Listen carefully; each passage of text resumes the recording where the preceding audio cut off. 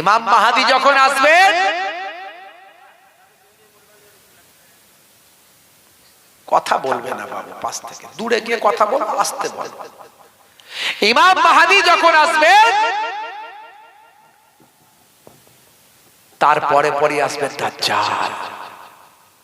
America আপনার ইসরায়েলের প্রথম সারির পত্রিকায় আমি আগে ওয়াজ করে দিয়েছি দাজ্জালের আগমন নিয়ে, আপনারা শুনলে পেয়ে যাবেন, সেখানে ডিটেইলস বলেছি, ম্যাগাজিনের নাম বলেছি। এখন ইসরায়েলের ম্যাগাজিনে, প্রথম সারির ম্যাগাজিনে ছাপা হয়েছে। ওদের ইসরায়েলি যারা পণ্ডিত, ইহুদিদের পণ্ডিত, আমাদের যারা ধর্মীয় পণ্ডিত তাদের কি বলে? মাওলানা সাহেব বলে, হুজুর বলে, পীর সাহেব বলে, তাই তো?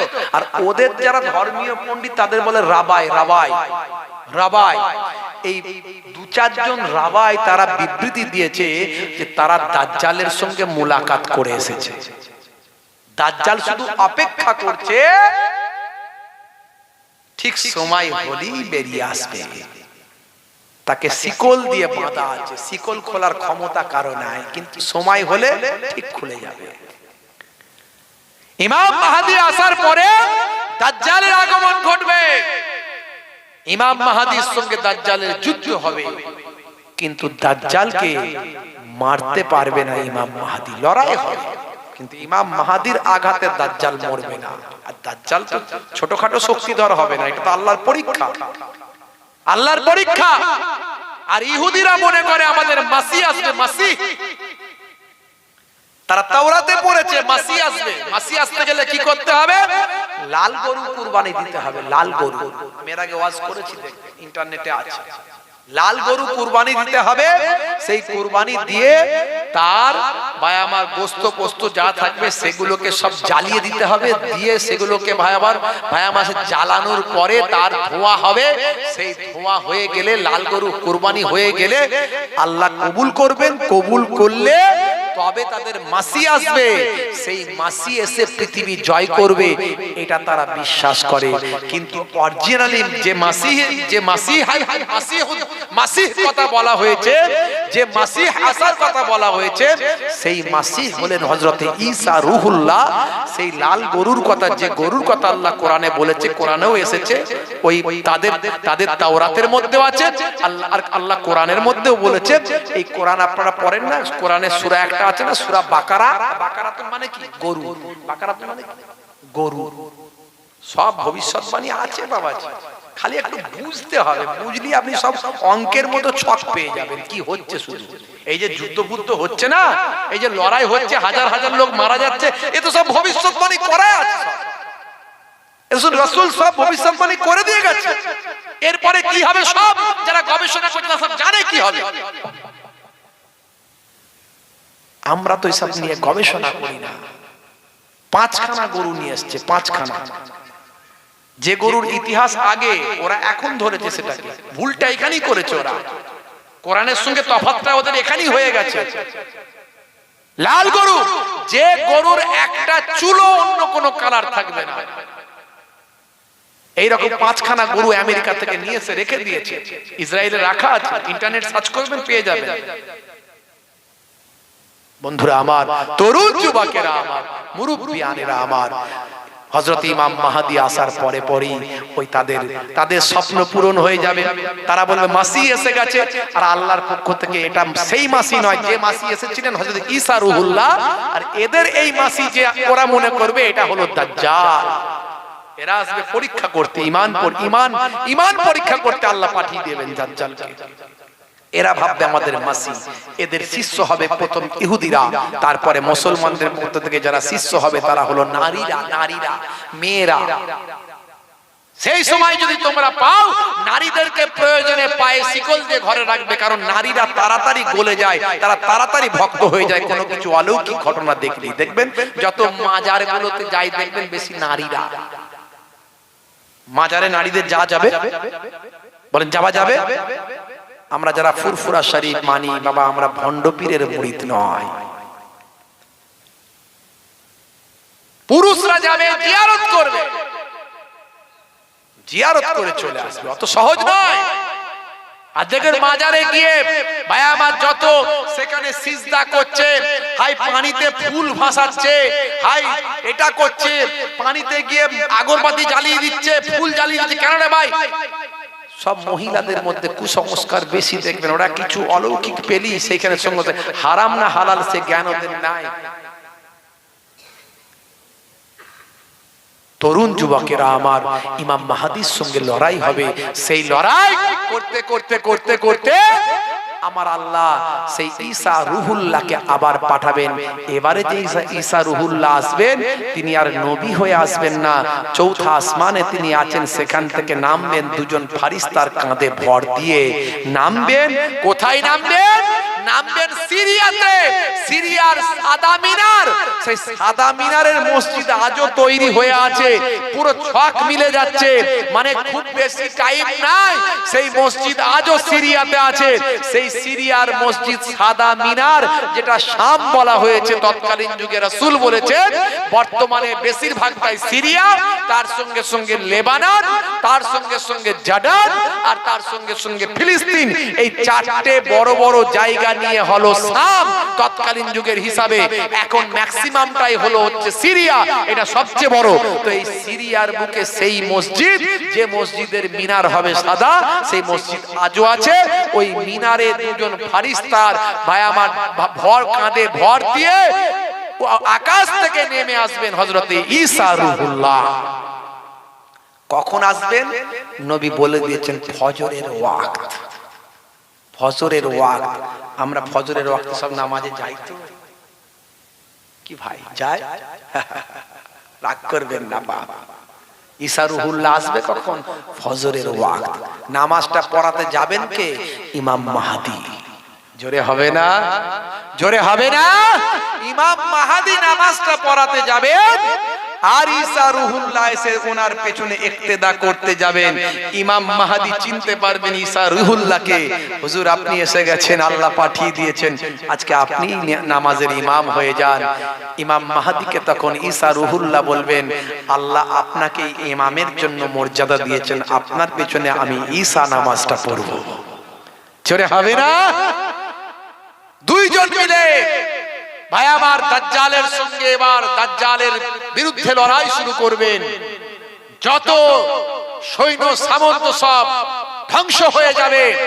ভাই আমার জালিমরা, জালিমরা ভাই আমার দোস্ত আমার, যদি একটা গাছের আড়ালেও কে লুকায়, তখন আল্লাহ সেই গাছে ভাই আমার সেই গাছ, সেই পাথর সব কিছুর জবান খুলে দেবে।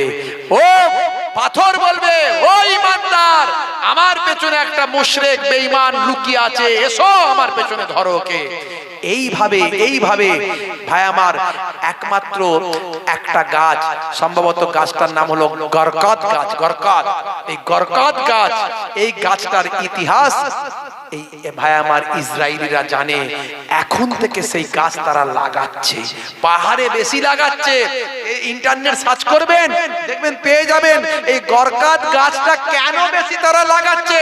ভাই আমার একদম এখন থেকে তারা এই ভবিষ্যৎবাণীকে মেলানোর চেষ্টা করছে যে এই গাছ আমাদের রক্ষা করবে। একমাত্র সেই গাছের ভাই আমার আড়ালে তারা লুকাতে পারবে, ওই গাছ তাদের আশ্রয় দেবে। সেই জন্য ওই গাছ পাহাড়ে পাহাড়ে, ভাই যুদ্ধের যেগুলো পজিশন, উপর থেকে যুদ্ধ করতে ভালো পজিশন করা যায় না, সেই জন্য উপর পাহাড়ি এলাকায় বেশি গরকাত গাছগুলো লাগাচ্ছে। আমার রাসূল জানিয়ে দিয়েছেন প্রত্যেকটা জড় পদার্থের জবান খুলে যাবে, তারা বলবে এসো হে ঈমানদার, এসো আমার পেছনে এক জালিম লুকিয়ে আছে, এসো ধরো তাকে, ধরো।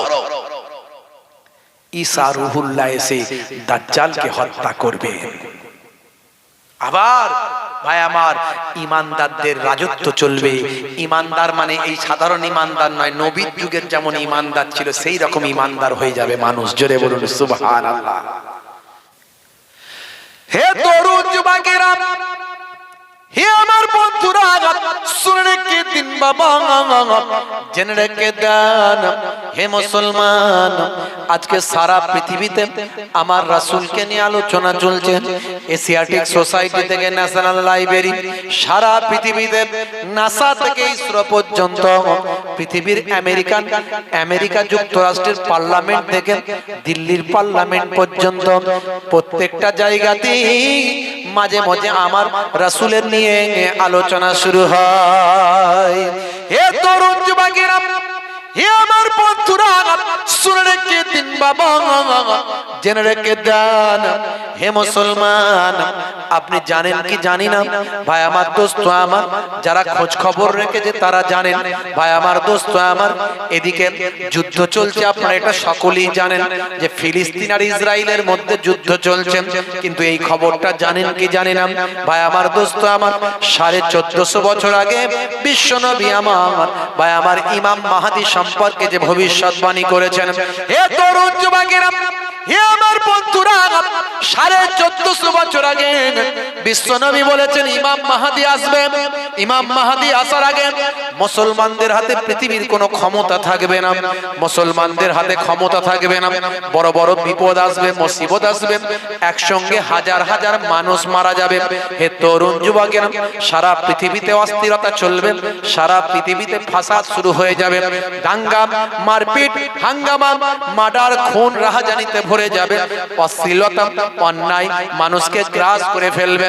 হে তরুণ যুবকেরা, হে আমার বন্ধুরা, শুনে রেখে দিন বাবা, জেনে রেখে দেন হে মুসলমান, জওয়ান যুবকেরা, ইহুদিরা সারা পৃথিবী শাসন করতে থাকবেন, সারা পৃথিবীতে অস্থিরতার পরিবেশ তৈরি হবে, মুসলমানগুলো মার খেতে খেতে অস্থির হয়ে যাবে।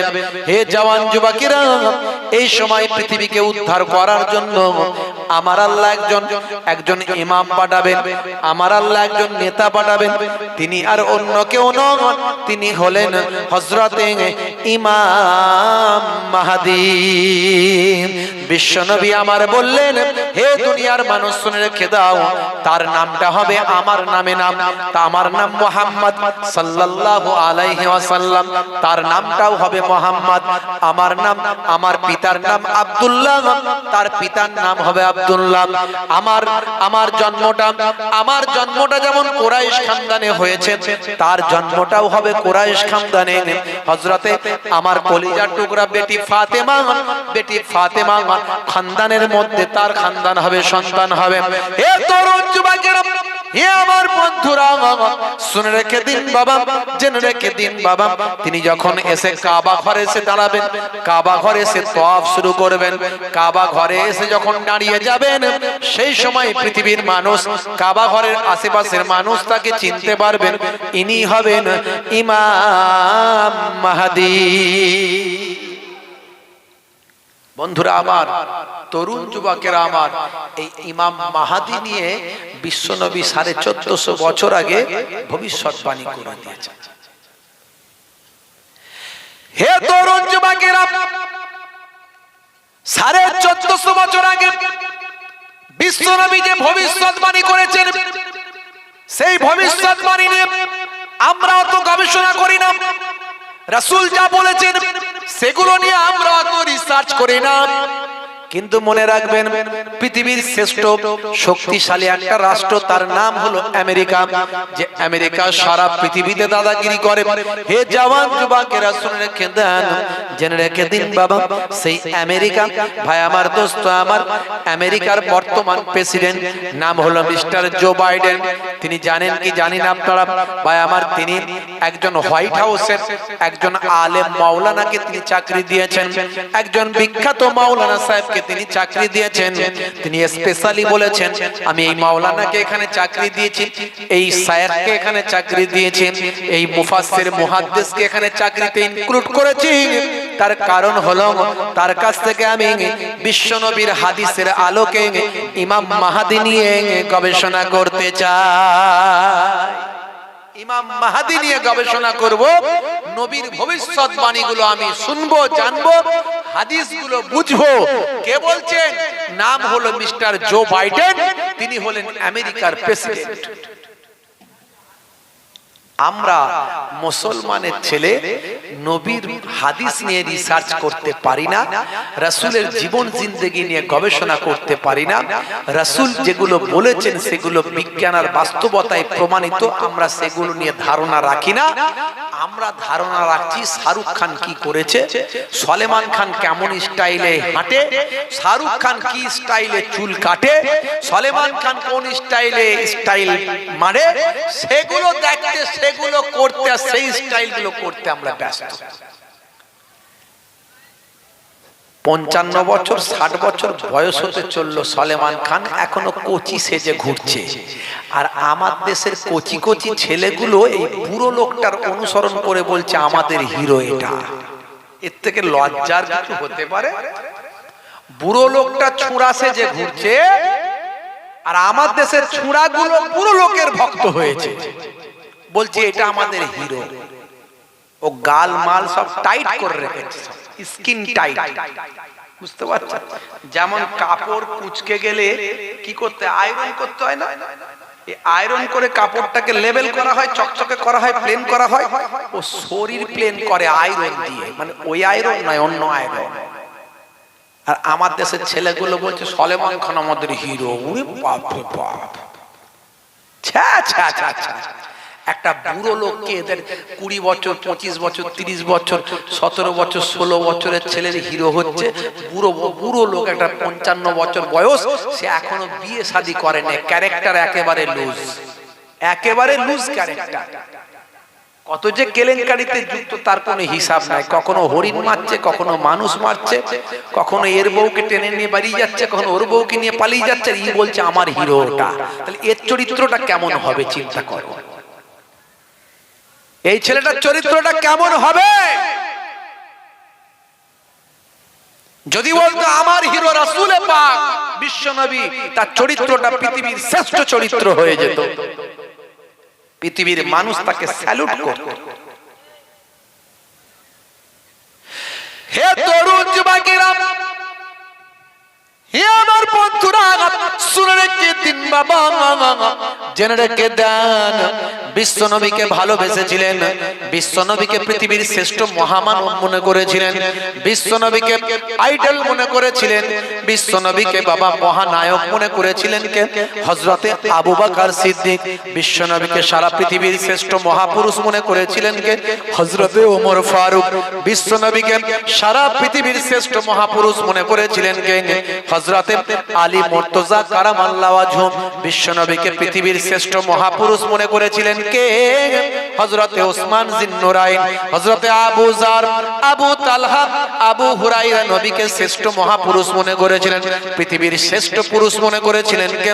হযরতে আম্মা জান আয়েশা, আম্মা জান খাদিজা, আম্মা জান হাফসা, আম্মা জান আসমা। পৃথিবীর শ্রেষ্ঠ মহাপুরুষ মনে করেছিল কে? বিশ্বনবীকে মহাপুরুষ, পৃথিবীর শ্রেষ্ঠ মানুষ, শ্রেষ্ঠ মহাপুরুষ, শ্রেষ্ঠ পয়গম্বর মনে করেছিল কে? মদিনার গাছপালা তরুলতা, মদিনার হাজারো হাজারো জীবজন্তু পশু পাখিগুলো আমার নবীকে চিনতে পেরেছিল। নবীকে চিনেছিল, বিশ্বনবীকে চিনেছিল মদিনার ধুলো বালু কাঁকড় গুলো পর্যন্ত। আল্লাহর নবী, আল্লাহর রাসূল ওয়াজ করছেন, ওয়াজ লেকচার দিচ্ছেন। নবী যখন লেকচার দেন এমন সুন্দর বলেন, নবীর বলা মানে পৃথিবীর শ্রেষ্ঠ বলা। নবীর চরম দুশমন কারা ছিল? আবু জাহিল, আবু লাহাব, উতবা, সাইবা, এরা সব চরম দুশমন, জানের শত্রু, নবীকে মেরে ফেলতে চায়।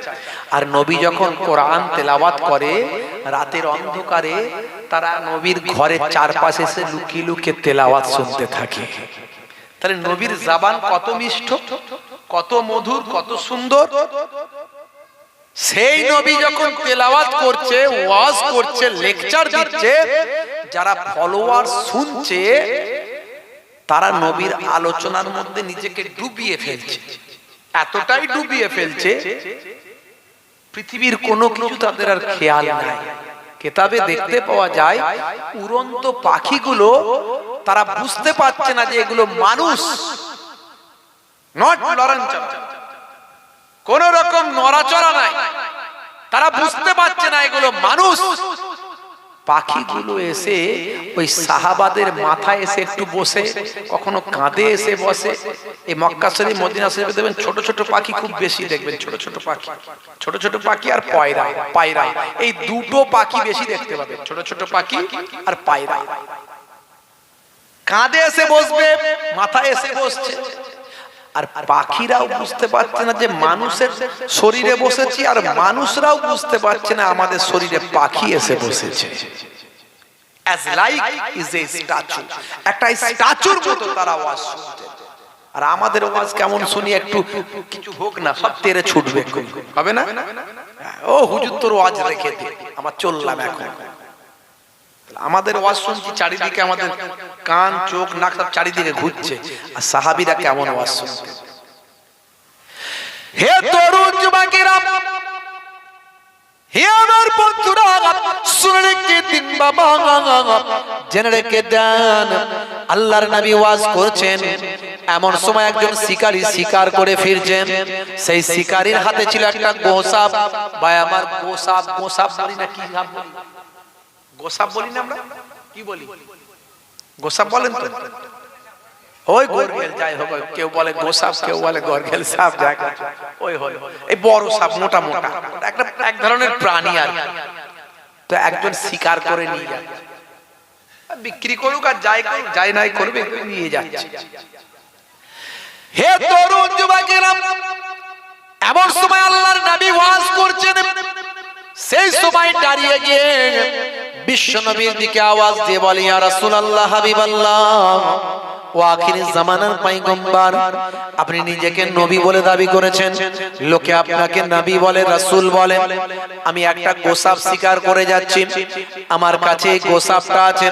মনে রাখবেন, এই গোসাপটা যদি আপনাকে পয়গম্বর বলে স্বীকৃতি দেয়, এই গোসাপটা যদি আপনাকে নবী বলে স্বীকৃতি দেয়, তাহলে আমি শিকারী আপনাকে নবী বলে মেনে নেব। হে তরুণ যুবকেরা, হে আমার বন্ধুরা, এমন সময় গোসাপটাকে আল্লাহর নবী বললেন, হে গোসাপ, হে তুমি সাপ, হে যন্ত্র, তুমি বলো তো আমি কে, আমার পরিচয়টা তুমি একটু দিয়ে দাও। বলার সঙ্গে সঙ্গে আল্লাহর কুদরতি ক্ষমতায় গোসাপের জবান খুলে গেল। এমন সময় ওই সাপটার জবান দিয়ে বেরিয়ে আসলো, আশহাদু আন্না মুহাম্মাদান আবদুহু ওয়া রাসূলুহু। হে আল্লাহর পয়গম্বর, হে আল্লাহর নবী, ও আখিরি জামানার পয়গম্বর, আমি সাক্ষী দিচ্ছি আপনি হলেন আল্লাহর নবী এবং বান্দা। জোরে হবে না? জোরে হবে না? मेरा नबी सबसे बड़ा सब नबियों पर रहमतुल लिल आलमीन भेजा है परवर। जोरे হবে না? मेरा नबी सबसे बड़ा सब नबियों पर रहमतुल लिल आलमीन भेजा है परवर। सब ছাড়িব কিন্তু তোমায় ছাড়তে পারি না, সব ছাড়িব কিন্তু তোমায় ছাড়তে পারি না। ছাড়িনি ছাড়ব না ছাড়তে পারি না, ছাড়িনি ছাড়ব না ছাড়তে পারি না। সব ছাড়িব কিন্তু তোমায় ছাড়তে পারি না। নবীকে একটা গোসাপ ছিল, নবীকে উট ছিল, উট। উট এসে নবীর কাছে বলছে, ইয়া রাসূলুল্লাহ, আমার মনিব আমাকে কাজ করায়, খেতে দেয় না। আমার কাজ, আমার মনিব আমাকে কাজ করায়, খেজুর গাছের বাগানে রাখা আছে, নবী কোনো কাজে সেখানে গেছেন, একটা উট এসে আল্লাহর নবীকে সিজদা করছে, সিজদা করছে করে বলছে, হুজুর আমার মনিব আমাকে খেতে দেয় না। আল্লাহর নবী ওই মালিককে বকাবকি করলেন, একটা অবেলা জন্তুকে খেতে দিচ্ছ না, জানো তোমার উপর আল্লাহ নারাজ হয়ে যাবে, গজব চলে আসবে। এই জন্য অনেকে এই জন্তু, জীব জন্তু পোষে, পাখি পোষে, দেখবেন পাখি পোষে, পায়রা পোষে, আর আপনার এই বিড়াল পোষে, কুকুর পোষে, বেঁধে রেখে দেয়। যদি খেতে না দেন কঠিন গজব হয়ে যাবে, হঠাৎ আকস্মিক বিপদ চলে আসবে, আল্লাহ নারাজ হয়ে যাবে, এরকম ইতিহাস এই ঘটনা অনেক আছে। আল্লাহ নবীকে হরিণী এসে সালাম দিয়ে বলছে, ইয়া রাসূলুল্লাহ ওয়া ইয়া হাবিবাল্লাহ, আমার সন্তান বাড়িতে কাঁদছে, শিকারী আমাকে ধরেছে, আপনি যদি জামিনদার হয়ে যান তাহলে আমি আমার সন্তানের কাছ থেকে একটু ঘুরে আসি। জোরে বলুন। কেউ কেউ এটাকে মাউজু বলছেন, কিন্তু অনেক কিতাবে এই ঘটনার উল্লেখ করা হয়েছে। অনেক ভাই আমার রেপুটেড কিতাবের মধ্যে ঘটনার উল্লেখ করা হয়েছে। ভাইরা আমার, তরুণ যুবকেরা আমার, মুরব্বিয়ানেরা আমার, আল্লাহর নবীকে, আল্লাহর রাসূলকে সূর গুহাতে মাকড়সা চিনতে পারলো। মাকড়সা, অনেকে যারা হজ করেছেন তারা গারে সুরে গেছেন কিনা জানি না। এখানে হাজী সাহেব আছেন, আমাদের দেশে তো হাজী সাহেবরা সব বুড়ো বয়সে যায় বেশি, তাই গারে সুরে ওঠার ক্ষমতা হবে না। সাধারণত গারে হেরায় ওঠার ক্ষমতা হবে না। ইয়ং বয়সে গেলে উঠতে পারবেন, কারণ পাহাড় অনেক উঁচু, সেখানে উঠতে গেলে 2.5-3 ঘন্টা সময় লাগে। আমার মতো রোগা পাতলা মানুষ, বুঝতে পারছেন, রোগা পাতলা মানুষ, দিনের বেলা সারাদিন জেগে থাকি, রাতের বেলা সারা রাত জেগে থাকি। বলেন ঘুমান কখন? করি মাঝখানে। তাহলে কতটা স্টেমিনার বুঝতে পারছেন, এনার্জি কতটা। আমার স্কুলের কেউ ধরতে পারে না আমি সারা রাত জেগে আছি, আর জলসা এলে কেউ ধরতে পারে না আমি সারাদিন স্কুল করে এসেছি। বুঝতে পারছেন, সবই আল্লাহর ইচ্ছা, আল্লাহর দেওয়া জিনিস। তো যাই হোক, তা আমার উঠতে 2.5-3 ঘন্টা সময় লেগেছে। বুঝতে পারছেন, আমি গতবারে শুধু গিয়ে গারে হেরাই উঠেছিলাম, এবারে গারে হেরা গারে সুর দুটোই উঠেছি আলহামদুলিল্লাহ। তা আমি সেখানে গিয়ে দেখে এলাম কোন জায়গাটা আল্লাহর নবী আবু বকর সিদ্দিক রাদিয়াল্লাহু তাআলা আনহুকে নিয়ে গোপনে ছিলেন, কোন জায়গায়। ছোট ছোট পারা মুখটা এইটুকু, মানে কেউ বাইরে দাঁড়ালে ভিতর থেকে পাটা দেখা যাবে। আর কিতাবে উল্লেখ আছে আবু বকর সিদ্দিক রাদিয়াল্লাহু তাআলা আনহু আল্লাহর নবীকে বলেছিলেন, ইয়া রাসূলুল্লাহ, দুশমনরা চলে এসে তাদের দেখা যাচ্ছে। আল্লাহর নবী বলেছিলেন, হে আবু বকর, লা তাখাফ ওয়া লা তাহজান, ইন্নাল্লাহা মা'না। হে আবু বকর, ভয় পেও না, চিন্তা করো না, আমার আল্লাহ আমাদের সঙ্গে আছে। জোরে হবে না? হযরত আবু বকর সিদ্দিককে সাপে কামড়েছিল। কেউ কেউ এই হাদিসগুলোকে ভাই আমার জাল বলে, মাউজু বলে। নবীর মুজিজার হাদিসগুলোকে নবীর দুশমন কিছু বেরিয়েছে, তারা সব এক কথায় কেটে দেওয়ার চেষ্টা করে। কত কাটবি, কত জাল বানাবি, কত মাউজু করবি, নবীকে বাদ দিলে সাফাত কি পাবি? যারা বলেন পাবে। নবীর মর্যাদাকে ছোট করলে আল্লাহ তার মর্যাদা ছোট করে দেবে। আস্তে আস্তে সব নবীর মুজিজা গুলোকে কেটে দেওয়া, সব মিথ্যা প্রমাণ করার চেষ্টা করছে। এক শ্রেণীর সব নামের আগে শায়েখ বেরিয়েছে, নামের আগে শায়েখ। বুঝতে পারছেন? হ্যাঁ, নতুন দল বেরিয়েছে না, সব ফেসবুকের বক্তা, ইউটিউবের বক্তা বেরিয়েছে। ওরা মাদ্রাসায় যেতে হয় না, ওদের মাদ্রাসায় না পড়লে ওরা বড় বড় শায়েখ হয়ে যায়। বুঝতে পারছেন? আমাদের 17 বছর ধরে পড়তে হয় মাদ্রাসায়, আর তাদের পড়তে হয় না, তারা সব বাংলা পড়ে শায়েখ হয়ে গিয়ে ফতোয়াবাজি করে শুধু।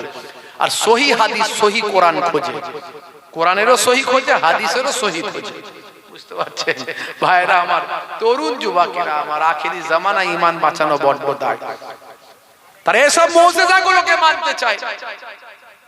500 বছর ধরে কিতাবের মধ্যে দেখা যায়, 500 বছর ধরে ওই সাপ অপেক্ষা করছিল। আগে খবর পেয়েছে, সে সাপ জানে ভাই ইনজিলে আমাদের নবীর কথা নাই, যারা বলে আছে না নাই, তাওরাতে আছে না নাই, জাবুরে আছে না নাই। আমাদের নবীর জন্য ইব্রাহিম নবী দোয়া চাইনে, ইব্রাহিম নবী আমাদের নবীর কথা বলেন, আমাদের নবীর কথা বলেছে, আল্লাহ আমার বংশধরদের মধ্যে থেকে, আমার আওলাদদের মধ্যে থেকে একজন পয়গম্বর পাঠান যিনি দ্বীনের প্রচার করবেন। রাসূল বলছেন আমার ইব্রাহিম নবীর দোয়া, আমি ইব্রাহিম নবীর দোয়া আল্লাহ আমাকে কবুল করে নিয়েছেন। আর সুসংবাদ হলো ঈসা রূহুল্লাহ, ঈসা নবী বলেননি আমার পরে একজন নবী আসবেন, পয়গম্বর আসবেন, ইয়াতি মিন বাদ ইসমুহু আহমদ, আমার পর একজন রাসূল আসবেন তার নাম হবে আহমদ। ঈসা নবী বলেননি? তাহলে ঈসা নবীর জামানাতেও আমার নবীর আলোচনা ছিল, ইনজিলে আলোচনা আছে, তাওরাতে আলোচনা আছে। আর সাপ কিন্তু 500 বছর আগে থেকে জানে যে রাসূল আসবে, অপেক্ষা করছে। আর অপেক্ষা করছে যখন রাসূলকে যখন পেয়েছে, আর গর্তগুলো সব আবু বকর সিদ্দিক বুঝিয়ে দিয়েছে। তো 500 বছরের ওয়েট অপেক্ষা সাপ কি আর সহ্য করতে পারে? একটা গর্ত বোঝানো হয়নি, বাধ্য হয়ে ইচ্ছা করে সাপে কামড়ায়নি, নবীর সঙ্গে মোলাকাতের জন্য আবু বকর সিদ্দিক রাদিয়াল্লাহু তাআলা আনহুকে কামড়াতে বাধ্য হয়েছে। সেই পাহাড়ে, সেই গারে সুরে ভাই আমার সামনে আমার আল্লাহ কি করলেন, দুশমনদের কাছ থেকে হেফাজতের জন্য মাকড়সা সেখানে জাল বুনে দিল। পায়রাকে বলল হে কবুতর তুমি ডিম পেড়ে দাও, জাল বিছিয়ে সেখানে ডিম পাড়া হয়ে গেল। দুশমনের রাসূলরা এসে বলছে এর মধ্যে কোনো মানুষ থাকতে পারে না, যদি থাকতো তাহলে মাকড়সা জাল ছিঁড়ে যেত, পায়রার ডিম পড়ে যেত, পায়রা তা আর দিত না, নিশ্চয় এর মধ্যে মানুষ নাই। আমার নবীকে আমার আল্লাহ কুদরতি ভাবে হেফাজত করে দিলেন। জোরে হবে না? এই যে একদিনের মেহনত হযরত আবু বকর সিদ্দিক রাদিয়াল্লাহু তাআলা আনহু করেছেন, বিশ্ব নবী বলেছেন আমার আবু বকরের একদিনের ইবাদতের পাল্লাটা আল্লাহ এত মর্যাদা দিয়েছেন, তাম বিশ্বের আমার উম্মতির সারা জীবনের ইবাদতকে যদি এক পাল্লায় রাখা হয়, আর আমার সাহাবী আবু বকরের যদি ইবাদতকে আরেক পাল্লায় রাখা হয়, আমি রাসূলুল্লাহ বলছি আবু বকরের একদিনের ইবাদতের পাল্লাটা ভারী হয়ে যাবে। জোরে হবে না? কি কষ্ট করেছেন আমার আবু বকর সিদ্দিক রাদিয়াল্লাহু তাআলা আনহু, রাসূলের শার মুবারক, আল্লাহর নবীর শার মুবারক, রাসূলের শার মুবারক আবু বকর সিদ্দিক আকবরের জানু মুবারকে আছে। তো জানু মুবারক নাড়াচ্ছেন না, যন্ত্রণায় ছটফট করছেন, সাপের কামড়ে চোখ দিয়ে পানি গড়িয়ে কয়েক ফোঁটা পানি পড়ে গেছে রাসূলের চেহারায়। তবে রাসূল চোখটা খুলে বলছে আবু বকর কাঁদছো কেন? তখন বললে হুজুর আমি বাড়ির জন্য কাঁদি না, সাপে কামড়েছে, একটা গর্ত বোঝাতে পারিনি, পা দিয়ে চেপে রেখেছিলাম, কিন্তু সাপ এসে সেখানে আঘাত করেছে, সাপের যন্ত্রণায়, পাহাড়ি সাপের বিষে আমার শরীরটা জ্বলে যাচ্ছে, তাই সহ্য করতে না পেরে আমি নাড়াতে চাইনি, আপনার আরামে ব্যাঘাত ঘটাতে চাইনি, আমার অজানা অচেনায়, আমার অগোচরে আমার চোখ দিয়ে পানি আপনার শরীরে পড়েছে, না জানি হুজুর কত না বেয়াদবি হয়ে গেল। এই যে একদিনের ইবাদত, রাসূলের মহব্বত, এই মহব্বতটা রাসূলের ভালোবাসা, আজকে আমরা ভালোবাসার দাম দিই না। রাসূলের মহব্বত আমরা বলি খুব মহব্বত, কিন্তু অন্তরে আমাদের কতটা আছে জানি না। এই একটা দিনের ইবাদতটা এই রাসূলের মহব্বতের ইবাদত, এই মহব্বত দেখানোর ইবাদত, রাসূলের ভালোবাসা দেখানোর ইবাদতটা तमाम পৃথিবীর সমস্ত উম্মতিদের সারা জীবন ইবাদতের থেকে আবু বকর সিদ্দিক রাদিয়াল্লাহু তাআলা আনহুর এই মহব্বত দেখানো ইবাদতটা আমার রাসূল বলেছেন আবু বকরের একদিনের ইবাদতের পাল্লাটা ভারী হয়ে যাবে। বুঝতে পারছেন আমার রাসূলের কি মর্যাদা, কি সম্মান আল্লাহ দিয়েছেন। একটা সাপ সেও জানে আমার রাসূলের কি সম্মান, একটা হরিণ জানে, একটা উট জানে, একটা গোসাপ জানে, খেজুর গাছের খুঁটি উস্তুনে হান্নানা মসজিদে নববীতে আজও রাসূলের মেম্বারের সঙ্গে পেছনে মেম্বার যেখানে মেহরাব আছে, মেহরাবুন নবী, সেই মেহরাবুন নবীর সঙ্গে লাগানো পিলারটা লেখা আছে দেখবেন আরবিতে উস্তুনে হান্নানা, ওটা আসলে একটা খেজুর গাছের খুঁটি ছিল, যে খুঁটিটা রাসূল যখন কেটে দিতে বলেছিলেন কাটা হয়েছিল, খেজুর গাছের খুঁটিটা বাচ্চা ছেলের মতো ফুপিয়ে ফুপিয়ে কেঁদেছিল। ওই জায়গাতেই খেজুর গাছের খুঁটিটাকে দাফন করা হয়েছে। সেই পিলারটা আজকে লাগানো আছে, সেটা হলো উস্তুলে হান্নানা। আজও সেই পিলারটা আছে, যে পিলারটায় আল্লাহর নবী ঠেক দিয়ে খুতবা পড়াতেন, যে আল্লাহর নবী যে পিলারটায় ঠেক দিয়ে খেজুর গাছের খুঁটিটায় ঠেক দিয়ে ওয়াজ করতেন, বক্তৃতা দিতেন সাহাবীদের। জোরে বলুন সুবহানাল্লাহ। একটা খেজুর গাছের খুঁটি, সেও নবীকে ভালোবেসেছে, চিনেছে রাসূলকে। একদল মুনাফিক তারা চেনে না, একদল বেঈমান তারা রাসূলকে চেনে না। ইন্টারনেটে এখন ভাইরাল হচ্ছে, দেখবে একজন মহিলা আমার রাসূলের জীবন জিন্দেগি নিয়ে কটূক্তি করেছে, যা জবানে আনা যায় না। আমি সেই মহিলার নাম নেব না, তাকে কেউ চেনে না। তার নাম নেওয়া মানে তাকে হাইলাইট করা হবে, আমি হাইলাইট করতে চাই না। কোথাকারের কে দুটো আমরা ভাতে দেই, দেখতে নিজেকে হাইলাইট করতে গেলে পাহাড়ে ধাক্কা মার। পাহাড়ে ধাক্কা মারলে বলবে কে ধাক্কা মেরেছে, বলে মশা মেরেছে, মশার নাম হবে, তাই তো নাকি? মশাকে লোকে চিনবে, কিন্তু জানে না যে মশা যদি পাহাড়ে ধাক্কা মারে পাহাড়ের কোনো ক্ষতি হয় না। ভাইরা আমার, আমার নবীর বিরুদ্ধে কটূক্তি করেছে। এর আগে কখনো নবীকে নিয়ে সিনেমা তৈরি করেছে, কার্টুন তৈরি করেছে, নবীকে বিকৃত করেছে। নবীর কোনো চেহারা নাই, ছবি নাই। 1450 বছর আগে কোনো ক্যামেরা ছিল না, নবীর কোনো ছবি নাই। নবী পাক কেমন দেখতে ছিলেন সেটা কেউ ছবি আকারে আঁকতে পারে না, তুলতে পারে না। নবীর ছবি তৈরি করা হয়েছে, বিকৃত ছবি, কুৎসিত ছবি তৈরি করা হয়েছে, কার্টুন তৈরি করা হয়েছে। আল্লাহর নবীকে নিয়ে মাঝে মাঝে দুশ্মনে রাসূলরা তারা কটূক্তি করে রাসূলকে নিয়ে। ভাই আমার, ছবি তৈরি করে রাসূলের বিরুদ্ধে, ষড়যন্ত্র করে, কিন্তু মর্যাদা আমার রাসূলের আল্লাহ দিয়েছেন। জোরে হবে না? জোরে হবে না? ভাইরা আমার, পৃথিবী বিখ্যাত অথার পণ্ডিতেরা, গ্যারি মিলার থেকে মাইকেল জ্যাকসন, জেনিফার থেকে ভাই আমার হ্যানুম্যান, বন্ধুরা আমার মিস্টার কিথ মুর থেকে শুরু করে একেবারে কেসিয়াস স্কেলে পর্যন্ত পৃথিবী বিখ্যাত অথার পণ্ডিতেরা আমার নবীর আদর্শে, আমার রাসূলের আখলাক দেখে তারা আজকে ঈমান কবুল করেছে। হে তরুণ যুবকেরা, হে আমার বন্ধুরা, শুনে রেখে দিন বাবা, জেনে রেখে দেন হে মুসলমান। আর একটা বাস্তব উদাহরণ দিই। আমার রাসূল যে আপনাকে আমাকে শিখিয়ে দিয়েছেন নামাজ, এই নামাজের মধ্যে কি সুন্দর ভাই আমার সিস্টেম, ইসলামের সৌন্দর্য, ইসলামের বিউটি, ইসলামের ভাই আমার কি সুন্দর নিদর্শন। এই নামাজ, মুসলমানদের ইমাম যখন নামাজ পড়ান, মুসল্লিরা একদম সুন্দর সিস্টেমে দাঁড়িয়ে যান, একেবারে কাঁধে কাঁধ গায়ে গান, সুন্দরভাবে লাইন করে দাঁড়ান। ইমাম যা করেন মুসল্লি তাই করেন। কোনো সাইলেন্স জোন, কোনো আওয়াজ হয় না, চিৎকার হয় না, চেঁচামেচি হয় না। হে তরুণ যুবকেরা, হে আমার মুরব্বিয়ানেরা, নামাজ আপনাকে আনুগত্য শেখায়, নেতার আনুগত্য। ইমাম মানে নেতা, ইমাম মানে নেতা। এই নেতা আপনাকে যেভাবে করতে বলছেন আপনি সেইভাবে ইবাদতটা করছেন। এই যে সুন্দর আনুগত্য করছেন, এমনকি নেতার নেতৃত্বর কাছে ছয় আমার কেউ বড়, কেউ ছোট, কেউ ধনী, কেউ গরিব, কেউ ভাই আমার নিম্ন সম্প্রদায়, কেউ উচ্চ সম্প্রদায় হয় না। নামাজের মধ্যে এত সুন্দর নবী সিস্টেম দেখিয়ে দিলেন। তরুণ যুবকেরা আমার, মুরব্বিয়ানেরা আমার, নামাজের সময় দেখা যায় ড্রাইভার দাঁড়িয়েছেন, তার পাশে তার মনিব দাঁড়িয়েছেন, ভাই আমার খাদেম দাঁড়িয়েছেন, তার পাশে তার মনিব দাঁড়িয়েছেন।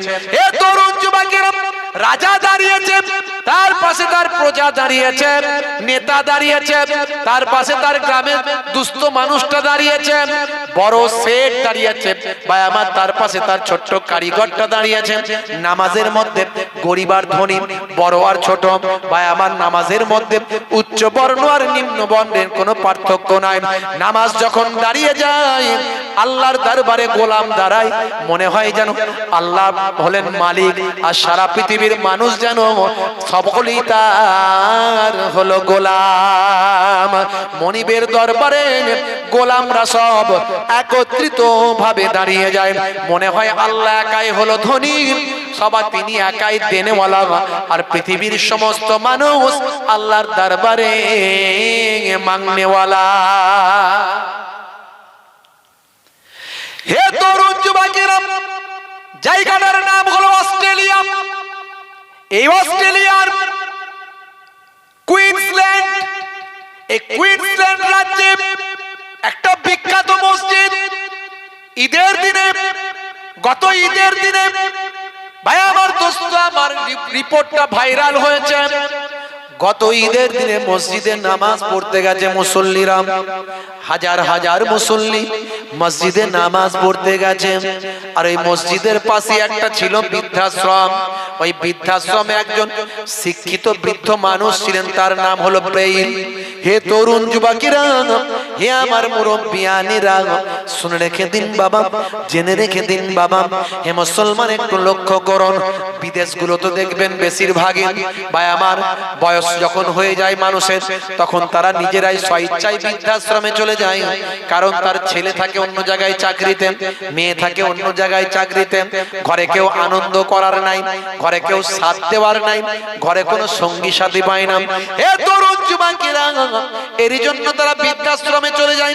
বৃদ্ধাশ্রম গুলো হলো স্ট্যান্ডার্ড বৃদ্ধাশ্রম, বিশাল বিশাল জায়গা, পার্ক আছে, ভিতরে থাকার ভালো ব্যবস্থা আছে, টাইমে খাওয়া দাওয়ার খাবার দিয়ে যায়, সেবা যত্ন করার লোক আছে, মোটা টাকা দিতে হয়, এর বিনিময়ে বৃদ্ধাশ্রমে থাকা হয়। সেখানে অনেক বন্ধু পায়, সেখানে গল্প করার মানুষ পায়, সেখানে অনেক সঙ্গী সাথী পায়। এ তরুণ যুবকেরা, এই বাবা অস্ট্রেলিয়ার কুইন্সল্যান্ডে বিখ্যাত মসজিদ, এই মসজিদের পাশে একটা বড় বৃদ্ধাশ্রম আছে বাবা। এই বৃদ্ধাশ্রমে ছিল ভাই আমার দোস্ত আমার সেই এলাকার একজন জ্ঞানী গুণী পণ্ডিত, নাম তার হলো মিস্টার ব্রেইল। তিনি বৃদ্ধ বলে বৃদ্ধাশ্রমে থাকতেন। ঈদের দিনের কথা বলছি বাবা, ঈদের দিনে নামাজ হবে, নামাজের আগে মুসলমানেরা মসজিদে নামাজটা আদা করবেন। ওই সব দেখে ওই সব দেশে মুসলমানেরা মসজিদে নামাজ আদা করেন, তাই মসজিদটাকে সাজানো হয়েছে, সুন্দর করে সাজানো গোছানো হয়েছে, মসজিদটাকে ভালো করে আলোয় আলোকিত করা হয়েছে। ঈদের দিনে একটু বাড়তি খুশি থাকে কি থাকে না? একটু বেশি বেশি আনন্দ করে কি করে না? যারা নামাজ পড়ে না, রোজা রাখে না, তাদের আবার কিসের ঈদ? তাদের সাদা কাপড়টা রাখা আছে, পরিষ্কার একটা নতুন জামা কিনতে হবে, পড়তে হবে, তাদের মনে খুশি কিছু হবে না, ওই একটা নতুন জামা কিনবে আর ঈদের নামাজটা পড়বে। কিন্তু যারা সারা মাস রোজা রেখেছে তারাই জানে ঈদের খুশিটা কাকে বলে। বুঝতে পারছেন? সারা মাস রোজা রাখলে তবে তো খুশি। অনেকে দেখবেন ঈদের দিনে রাতে ওদের কোনো খুশি নাই, কি কানার কি বাদিন কি বারা, ওদের রোজাই রাখে না, তোদের আবার খুশি কিসে? বুঝতে পারছেন? যে রোজা রাখে না সে যেন নবীর ঈদগাহে না যায়। বুঝতে পারছেন কত বড় কড়া কথা? অথচ এরপরও মুসলমানের ছেলে ঈদের দিনে গ্যাস হচ্ছে, অম্বল হচ্ছে, পেটটা গোলাচ্ছে, ঢেকুর উঠছে, শরীরটা ভালো নয়, মনটা খারাপ, তিরঙ্গা খাচ্ছে, গুটকা খাচ্ছে, পান খাচ্ছে, খৈনি খাচ্ছে, জর্দা খাচ্ছে, সিগারেটের টান মারছে, বিড়ির টান মারছে, লাল বাতি নীল বাতি জ্বালাচ্ছে। আর যদি যে রোজা রাখিস নি, শরীরটা খুব খারাপ, পেট থেকে ডাইজিন, পকেট থেকে দুটো ডাইজিন বের করে দিয়ে দেখছিস গ্যাসের ওষুধ নিয়ে ঘুরছি।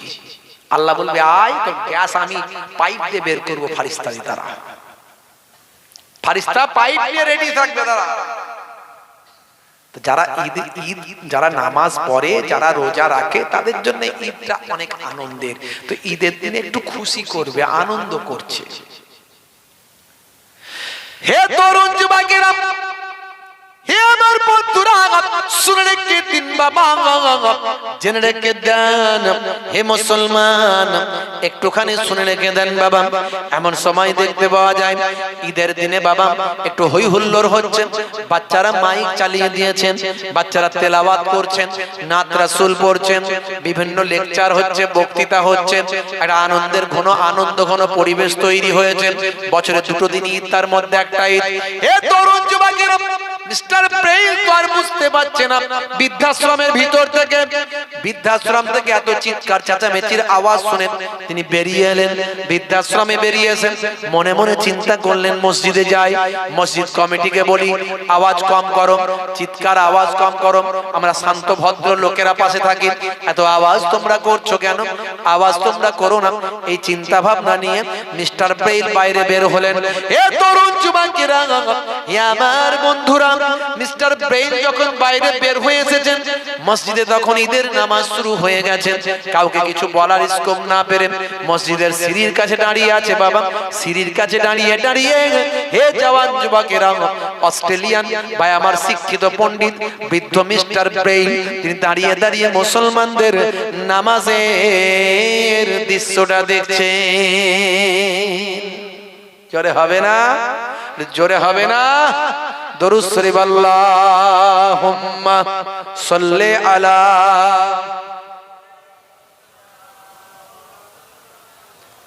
ওয়া আলা আলি সাইয়্যিদিনা মাওলানা মুহাম্মদ। মিস্টার ব্রেইন দাঁড়িয়ে দাঁড়িয়ে সারাক্ষণ ধরে সুন্দর করে নামাজটা দেখছেন, মুসলমানদের নামাজটা কেমন ভাবে হচ্ছে। বন্ধুরা আমার, প্রায় 50 মিনিট ধরে ভাই আমার নামাজটা মুসলমানদের দেখছে যে মিস্টার ব্রেইন। কি হলো, কে আপনাদের আওয়াজ করলো? কমন সেন্সটা ঠিক রাখতে হবে তো। হ্যাঁ, এটা মজলিসে বসে এত যদি কেউ চেঁচায়, ভাইরা আমার, তো মিস্টার ব্রেইন এমন সময়, সেই সময় তিনি দীর্ঘ সময় ধরে 50 মিনিট ধরে তিনি দেখছেন যে কিভাবে নামাজটা হচ্ছে। নামাজটা শেষ হয়ে গেল, নামাজটা শেষ হওয়ার পরে তিনি অবাক হয়ে গেলেন। তিনি সেই সময় মসজিদের ইমাম সাহেবকে বলছেন, ইমাম সাহেব, আমি এসেছিলাম কেন জানেন? আমি এসেছিলাম একটা কারণে। বলে কি কারণে? বলে আমি এসেছিলাম আপনাকে বলার জন্য যে আমরা এখানে বৃদ্ধাশ্রমে শিক্ষিত মানুষেরা আছি, আর আপনার মসজিদে এত চিৎকার করছেন, এটা কি হবে? আমি চিৎকার বন্ধ করতে বলার জন্য এসেছিলাম, কিন্তু আমি এসে প্রায় 50 মিনিট ধরে আমি আপনাদের এই সমস্ত ঘটনাগুলো দেখলাম। আমি সব কিছু লক্ষ্য করলাম, কিভাবে নামাজ পড়ছেন, কিভাবে ভাইরা ওযু করে এসে ঢুকছেন, কিভাবে আপনারা কি করছেন, আমি সব দেখলাম। দেখে এখন আমার মনে হয়েছে সত্যি সত্যি আমি অবাক হয়ে গেলাম, আপনাদের এই ঘটনাখানা দেখে আমি মুগ্ধ হয়ে গেলাম। সেই সময় ইমাম সাহেবকে বলছেন, ইমাম সাহেব একটা কথা বলবো? বলে বলেন। হে তরুণ যুবকেরা, হে আমার বন্ধুরা, শুনে রেখে দিন বাবা, জেনে রেখে দেন হে মুসলমান, একটুখানি লক্ষ্য করুন। সেই সময় ইমাম সাহেবকে বলেন, ইমাম সাহেব আমি মুগ্ধ হয়ে গেলাম আপনাদের নামাজ দেখে, আপনাদের ওযু দেখে, আপনাদের পবিত্রতা দেখে, আপনাদের নামাজের পরে মুআনিকা করা, এই বুকে বুকে মেলা, এই আন্তরিকতা, এই ভালোবাসা দেখে, আপনাদের মিষ্টি বিতরণ দেখে, আপনাদের খাওয়া দাওয়া দেখে আমি মুগ্ধ হয়ে গেলাম। দূর থেকে আমি 50 মিনিট লক্ষ্য করেছি। আজকে আমি এসেছিলাম আপনাদের যাতে আওয়াজ বন্ধ করার জন্য, আপনাদের নামাজের স্লোগান বন্ধ করার জন্য, আপনাদের তেলাওয়াতের আওয়াজ যাতে কম করা যায়, ভলিউম কম করা যায়, এই জন্য হে ইমাম সাহেব, ও মিস্টার ইমাম সাহেব শুনে রেখে দেন, আমি একজন বৃদ্ধ, আমি একজন শিক্ষিত মানুষ, আমার নাম হলো মিস্টার ব্রেইন। এই বুড়ো বয়স পর্যন্ত কখনো আমি এভাবে ইসলাম নিয়ে পড়াশোনা করিনি, দেখাশোনা করিনি, আমি ইসলামের নিয়ম নীতি নিয়ে গবেষণা করিনি। আজকে আমি টানা 50 মিনিট আপনাদের এই অবস্থাখানা দেখলাম, দেখে আমার এত ভালো লাগলো, এত মুগ্ধ হলাম, এত আমার আন্তরিকতা তৈরি হলো। আমার এই শেষ বয়সটা আমাকে পড়িয়ে দিন, পড়িয়ে দিন মহাবাণী, মহাকালেমা, কালেমা শরীফ পড়ে মিস্টার ব্রেইন ইমানদার হয়ে যা। নবীর দেখানো নামাজ, সেই আদর্শে অনুপ্রাণিত হয়ে আজকে ব্রেইলের মতো একজন ব্যক্তি, অল্প কিছুদিন আগে ভাইরাল হয়েছে, ইন্টারনেট সার্চ করবেন পাবেন, তিনি ঈমান কবুল করলেন। আর কোথাকারের কে দুটো আমরা ভাতে দে, কেউ তাকে চেনে না। ভাই আমার নবীর বিরুদ্ধে কটূক্তি করছে, ইন্টারনেটে গিয়ে, হোয়াটসঅ্যাপে গিয়ে ভাইরাল হওয়ার চেষ্টা, ভাইরাল হওয়ার জন্য চেষ্টা করছে। আমি যারা আমার বক্তব্য শুনছেন, আমি বলবো ওই মহিলার কেউ নাম নেবেন না, নাম নেবেন না। আমি তাকে মনে করি শুধু জালিম। যারা রাসূলের বিরুদ্ধে ষড়যন্ত্র করে তারা জালিম ছাড়া অন্য কিছু হতে পারে না। যে রাসূল দয়া শিখিয়েছেন, মায়া শিখিয়েছেন, যে রাসূল বলেছেন রক্তের সম্পর্কে পৃথিবীর সমস্ত মানুষ একে অপরের ভাই, মুসলমান যেমন তোমার ভাই, হিন্দু তোমার ভাই, খ্রিস্টান, জৈন, বৌদ্ধ, সারা পৃথিবীর মানুষ এক মায়ের সন্তান, রক্তের সম্পর্কে তোমার ভাই। সেই নবী কি আখলাক, কি চরিত্র দেখালেন। ভাই আমার, দোস্ত আমার, ওই ব্যক্তি মুসলমান নয় যে নিজে ভালো খায়, তার পাশের বাড়ি প্রতিবেশী অনাহারে দিন কাটায়। সে প্রতিবেশী বলতে হিন্দু হতে পারে, খ্রিস্টান হতে পারে, জৈন হতে পারে, বৌদ্ধ হতে পারে, মুসলমান হতে পারে। ওই ব্যক্তি মুসলমান নয় যার প্রতিবেশী অনাহারে দিন কাটায়। বন্ধুরা আমার, এগুলো রাসূলের উক্তি। আজকে সারা পৃথিবীতে আজকে রাসূলের উক্তি নিয়ে আলোচনা হয়। বিশ্ব নবী বলেছেন 1450 বছর আগে। এখন আমার নবীর কপি করে, নবীর কথাগুলোকে কপি করে অনেকে মনীষী হয়ে গেছেন, বড় বড় বিখ্যাত ব্যক্তি হয়ে গেছেন। 1450 বছর আগে বিশ্ব নবী যা বলছেন, আজকের ভাই আমার রাইটার, নেতা, মন্ত্রী, মনীষী, মহাপুরুষ, তারা নবীর কথাগুলোকে ঘুরিয়ে পেঁচিয়ে বলছেন। 1450 বছর আগে বিশ্ব নবী বলছেন, শ্রমিকের ঘাম শুকিয়ে যাওয়ার আগে তুমি তার অর্থ প্রদান করো, শ্রমিকের ঘাম শুকিয়ে যাওয়ার আগে তুমি তার মজুরি দান করো, মজুরি প্রদান করো। সেই নবীর বিরুদ্ধে যারা কটূক্তি করে, সমালোচনা করে, না জেনে না বুঝে রাসূলকে কলঙ্কিত করে, রাসূলের চরিত্র হনন করে, ওই ব্যক্তি জালিম ছাড়া আর কিছু হতে পারে না। জালিম তুই জানিস কি রে মহানবীর মান, প্রেমে পাগল নিখিল জাহান বিশ্ব নবীর শান। জোরে হবে না?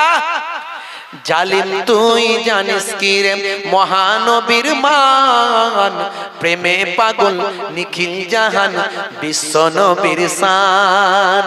সবার সেরা, সবার সব মানবের সেরা মানব আমার নবীর সম্মান, নবী আমার জান, নবী আমার মান। সব মানবের সেরা মানব, সব মানবের সেরা আসন আমার নবীর সম্মান, নবী আমার জান, নবী আমার প্রাণ। জোরে হবে না? জোরে হবে না? ফেরাউন আশা, নমরুদ আশা, সবাই নিরাশা, তুই যে মশা। যারা নবীর বিরুদ্ধে এখন সমালোচনা, কটূক্তি করছে, এরা মশা ছাড়ার কি? পাহাড়ের সঙ্গে 200 কোটি মানুষ যে নবীকে ফলো করে তার বিরুদ্ধে লাগছে। 200 কোটি মানুষ প্রত্যেকদিন নামাজ কাকে দেখে পড়ছি? নবীকে দেখে। নবী শিখিয়েছে। রাসূলের সুন্নত কোনগুলো পালন করছি? রাসূল বলেছেন তাই। তাহলে 200 কোটি মানুষ প্রতিনিয়ত কোনো না কোনো ভাবে যে রাসূলকে এট এ টাইম ফলো করছে, সেই নবীর বিরুদ্ধে যদি কেউ কটূক্তি করে, সে তো পাহাড়ে মশা ধাক্কার মতো, তাই না? তাই এখানে লিখেছে ফেরাউন আশা, নমরুদ আশা, সবাই নিরাশা তুই যে মশা ওরে জালিম ছাড়ো গদি দেশ বাঁচাতে চাও যদি রাখতে দেশের ওই সম্মান নবী আমার জান নবী আমার প্রাণ নবী আমার জান নবী আমার প্রাণ বলুন না সুবহানাল্লাহ জোরে বলুন না সুবহানাল্লাহ দলাদলি দাঙ্গাবাজি অশান্তি চাওয়া তোদের কাজী দলাদলি দাঙ্গাবাজি অশান্তি চাওয়া তোদের কাজী দেশ বিদেশ হলো তালা মুখে লাগাম দে রে তালা দেশ বিদেশ হলো তালা মুখে লাগাম দে রে তালা আল্লাহ জানেন নবীজির সম্মান নবী আমার জান নবী আমার মান নবী আমার জান নবী আমার মান জোরে হবে না আরে জোরে হবে না বন্ধুরা আমার তরুণ যুবকের সেই রাসূলের আল্লাহ কি সম্মান দিয়েছে কি মর্যাদা দিয়েছে আর যদি আপনি রাসূলের আশিক হতে পারেন রাসূলের ভক্ত হয়ে যেতে পারেন আপনার সম্মান কি কম না না হযরতে মুসা কালিমুল্লাহ বলছেন আল্লাহ তুমি আমার সঙ্গে কথা বলো আর কারো সঙ্গে কি কথা বলো তোকাল্লেমু মাই হাল তোকাল্লেমু আহাদা গায়রি হে আল্লাহ তুমি তো আমার সঙ্গে কথা বলো আর কারোর সঙ্গে কি কথাবার্তা বলো নাকি মনে করেন আপনাদের এখানকার কোনো ছোটখাটো নেতার সঙ্গে এমএলএ এর খুব ভালো সম্পর্ক তো সে একবার ফোন করে বলছে এমএলএ সাহেব আপনি তো আমার সঙ্গেই ফোনে কথা বলেন আর কেউ ফোন টোন করেন নাকি আমাদের এলাকা থেকে মানে জেনে নিচ্ছে বাজারটা আমার কেমন আছে এমএলএ এর সঙ্গে আবার আমার মতো কেউ হয়ে গেল নাকি খবর আছে না নাই ভাইরা আমার তো মুসা কালিমুল্লাহ বলতে আল্লাহ তুমি তো আমার সঙ্গে কথা বলো আর কেউ কথাবার্তা বলে নাকি কারোর সঙ্গে কথা বলো নাকি আল্লাহ বলছে হে মুসা তোমাকে তো চিন্তা করতে হবে না তবে তুমি শোনো তোমার সঙ্গে আমি কথা বলি কিন্তু মনে রাখবে ৭০,০০০ নূরের পর্দার ভিতর থেকে কথা বলি জোরে হবে না জোরে হবে না হে নবী মুসা তুমি যখন প্রসঙ্গটা তুলেছো তবে শোনো আখেরি জামানায় একজন পয়গম্বর আসবে সেই পয়গম্বরের তো সীমা পরিসীমা তুলনা বলে কিছু হবে না অতুলনীয় আর সেই পয়গম্বরের যারা উম্মত হবে তাদের সম্মানটা শোনো কি দিয়েছি আমি আল্লাহ আল্লাহ কি দিয়েছেন সম্মান তাদের সম্মানটা হলো যখন তারা সালাতে দাঁড়াবে নামাজে দাঁড়াবে তখন তাদের সঙ্গে আমি আল্লাহর কোনো পর্দা থাকবে না ডাইরেক্ট যোগাযোগ হবে জোরে হবে না বন্ধুরা আমার তাহলে নবীর যদি একজন প্রকৃত শিষ্য হতে পারি আমার আপনার সম্মানটা আল্লাহ কত দিয়েছেন তাই আমার রাসূল বলছেন উলামা ও উম্মতি কা আম্বিয়ায়ে বানি ইসরাইল যুগের নবীদের যে সম্মান আল্লাহ দিয়েছিলেন পয়গম্বরদের যে সম্মান দিয়েছিলেন আমার জামানায় আমার উম্মতের মধ্যে যারা প্রকৃত আলেমে হাক্কানি হবে তাদের সম্মানটা বানি ইসরাইল যুগে নবীদের ঈসা নবী মুসা নবীর যুগে ওই যে নবীদের সম্মান আমার যুগে আমার উম্মতের মধ্যে যারা প্রকৃত আলেম হবে তাদের আল্লাহ সেই সম্মান দেবে জোরে হবে না কত সম্মান আলেমদের আর আজকে আলেমরা কি করছি আমরা স্টেজে ঝগড়া করছি না বাবাজি মাঝে মাঝে ভিডিও শুনছেন না হ্যাঁ এই বর্ধমানের দিকে একটা বক্তা বেরিয়েছে ফরসাপাড়া সে আবার বলছে কিয়াম করা না জায়েজ ভাই করিস না আলাদা জিনিস না জায়েজ কেন বলবো এই গন্ডগোল তো এইখানে আমার দাদা হুজুর কেবল কত সুন্দর ফয়সালা করেছে বাবা এগুলো হলো মুস্তাহাব মুস্তাহসান জায়েজ করলে সওয়াব আছে না করলে গুনাহ নাই তবে যে করে না জোর করে তুলবে না যে করে জোর করে বসাবে না ঝামেলা মিটে গেল তো না জায়েজ কে বলতে বলেছে তোমার বাপ বলছে না জায়েজ তোমার বাপ বিরুদ্ধে বলছে না তোমার বাপ ফুরফুরা শরীফের কত নাম করছে তুমিও জায়গায় জায়গায় পড়লে নাম করে দিচ্ছ আবার জায়গায় জায়গায় পড়লে বিরোধিতা করছে খারাপ জিনিস খারাপ জিনিস আমরা যে মাঝে মাঝে তোমার সঙ্গে জলসা করছি না জলসা করতে পারবো না তখন বলবে কেন জলসা করে না কমিটির লোকও বলবে হুজুররা সব এরকমই মনে হয় এই কিছু জনের জন্য সবার বদনাম হয় বন্ধুরা আমার, তরুণ যুবকেরা আমার, মুরব্বিয়ানেরা আমার, রাসূলের শান মান ইজ্জতকে খাটো করলে আল্লাহ তাকে দুনিয়াতে খাটো করে দেবে। বলবে কোরআন হাদিসে আছে নাকি? কোরআন হাদিসে এমন অনেক কিছুই নাই, এমন অনেক কিছুই নাই ডাইরেক্ট, যেগুলো তুমি ডাইরেক্ট পাবে না। পুরুষ মানুষ মারা গেলে 3টে কাফন লাগে, মহিলা মারা গেলে 5টা লাগে, হিজড়ে মারা গেলে কটা লাগবে কোরআন হাদিস থেকে বের করে দেখাও। হিজড়ে মারা গেলে কটা লাগবে দেখা। তুমি যে পায়খানা করে ধৌত করছো, কতটা কিরকম ধৌত করলে পবিত্র হবে দেখাও আমাকে। কে বলেছে? কোথায় আছে কোরআন হাদিসে দেখাও। পায়খানা করার পরে ধৌত করছেন তো, কতটা ধৌত করলে, কিরকম পরিমাণ ধৌত করলে আপনি পাক হবেন, পবিত্র হবেন, তারপরে আপনার ওযু করে নামাজ চলবে, কতটা করলে দেখাও। কোরআন হাদিসে কোথায় আছে দেখাও। তার বেলায় বলে হ্যাঁ কোরআন হাদিসে নাই, কিন্তু এগুলো আমরা ইমামদের মত মানি। তাহলে এখানে মানছো, এখানে ইমামে আজম আবু হানিফা মানছো, ইমাম শাফি, মালিক, হাম্বলি মানছো। আলেম ওলামারা যা বলে মেনে নাও না, বেশি পাকামো করতে যাও কেন? বন্ধুরা আমার, তরুণ যুবকেরা আমার, মুরব্বিয়ানেরা আমার, তার রাসূলের প্রকৃত যদি শিষ্য হয়ে যায়, আমরা যদি প্রকৃত রাসূলের উম্মত হয়ে যায়, আমাদের আল্লাহ সম্মান অনেক দেবেন।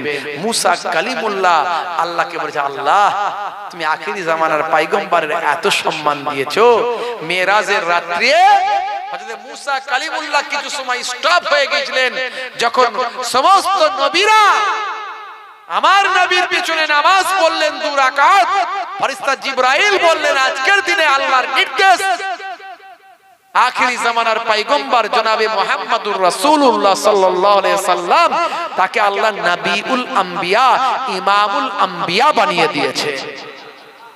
আমার নবী যখন নামাজ পড়ালেন, পেছনে ছিলেন কে? হযরত ইব্রাহিম খলিলুল্লাহ। তার পাশে ছিলেন কে? ইসমাইল জবিহুল্লাহ। তার পাশে ডান দিকে ইব্রাহিম নবীর ডান দিকে, এই দিকে কে ছিলেন? আদম ও সফিউল্লাহ। সব বড় বড় পয়গম্বররা আমার নবীর পিছনে নামাজ পড়েছেন। নামাজের সালাম ফেরার পরে ওয়াজ হয়েছে, ওয়াজ, বক্তৃতা, স্টেজ তৈরি হয়েছে। স্টেজ সামনে দাঁড়িয়ে আছে, সামনে বসে আছে বাইতুল মুকাদ্দাসে কতজন? 1 লক্ষ বা 2 লক্ষ 24,000 পয়গম্বর। প্রথম কাতারগুলো সব রাসূলদের কাতার, তারপর এসেছে নবীদের কাতার। যিনি রাসূল তিনি অবশ্যই নবী, তার 2টো ডিগ্রি।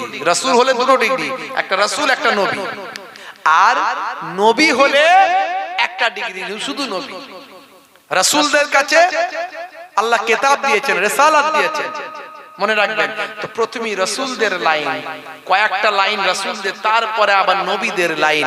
সব নবী রাসূলদের ইমাম হয়ে আমাদের নবী ইমামতি করলেন। করার পরেই ইমামতি সেরে নামাজ শেষ করে এবার ওয়াজ চালু হলো। ওয়াজ শ্রোতা কারা? শ্রোতা হলো নবী আর রাসূলরা। বক্তাকে প্রথম বক্তা আল্লাহ করে দিলেন যাকে, তিনি হলেন হযরতে আদম সফিউল্লাহ। তিনি আদম সফিউল্লাহ বক্তব্য রাখতে গিয়ে আজকের সভার সভাপতির প্রশংসা করলেন। আজকের সভার সভাপতি কে? না, সভাপতি হলেন নবিউল আম্বিয়া মুহাম্মদ মুস্তাফা সাল্লাল্লাহু আলাইহি ওয়াসাল্লাম। তাহলে আদম নবীও এসে আমার নবীর নাম করছে, ইব্রাহিম নবী বক্তৃতা দিতে গিয়ে আমার নবীর নাম করছে, যে নবীরাই উঠছে সে নবী উঠে আমার নবীর নাম করছে। শেষে আমার নবী শেষ দোয়া করে, শেষ ওয়াজ করে সভাপতির ভাষণ দিচ্ছে। জোরে বলুন সুবহানাল্লাহ।